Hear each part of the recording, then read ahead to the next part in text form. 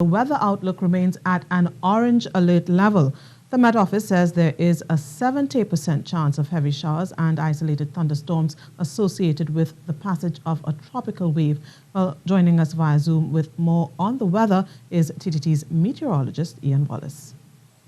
Thank you, Stacey Ann. Well, across Trinidad and Tobago, we continue to feel the effects of that tropical wave, which is coming across the southern Windward Islands. We did see some of those heavier showers, and that was all caused basically by a lot of the upper level jet that's around. But right now we are at an orange level, and that basically means that a person should safeguard their property as well as themselves. And this orange level alert will continue until 4 p.m. But showers are set to at least remain over the island chain overnight. So looking at the satellite picture, you can basically see here that the showers that have been coming across Trinidad and Tobago have extended further to the north as well. There have been some easing of some of the heavier showers, but there's still broad areas of rain around, as well as the possibility of us seeing some of those heavier bursts. So it seems as though, at least for the next 6 to 12 hours, we'll still be under the influence of this tropical wave. We're looking at long spells of rain, especially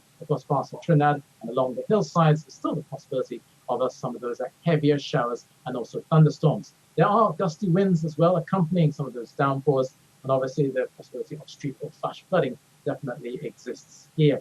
Now, it seems as though, at least for those who have been heading towards central and southern Trinidad, you have been seeing some of those heavier showers as well. But at least for the most part, we should be seeing the tail end of this activity, possibly by as early as Saturday. But at least for now, we continue to see a lot of high-level cloud around, a lot of cirrus cloud streaming in off of Venezuela. And we also are seeing a lot of that low-level cloud from that tropical wave. But because of the instability at the upper levels, there's still the chance there of us seeing some of those heavy showers and thunderstorms along with those gusty winds. So hence the adverse weather alert being at an orange level, and that will continue into 4 p.m. this afternoon. So basically, that's how the weather is looking, Stacey.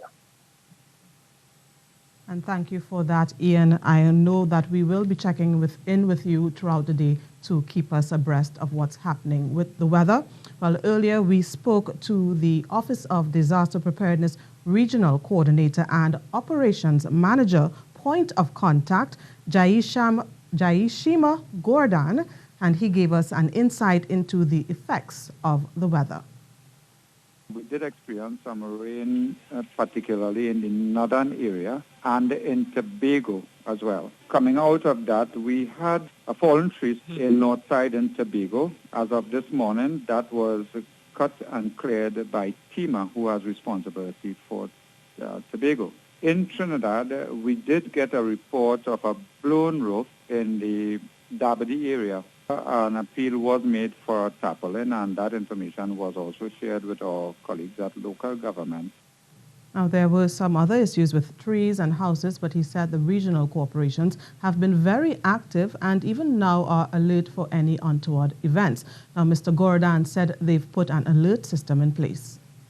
We also started an alert system with our first responder agencies, or critical first responders, in the event that we had any aggravation of the system, we would have been able to call on them at a moment's notice. So an alert system was put in place with our first responders yesterday, and it continues today.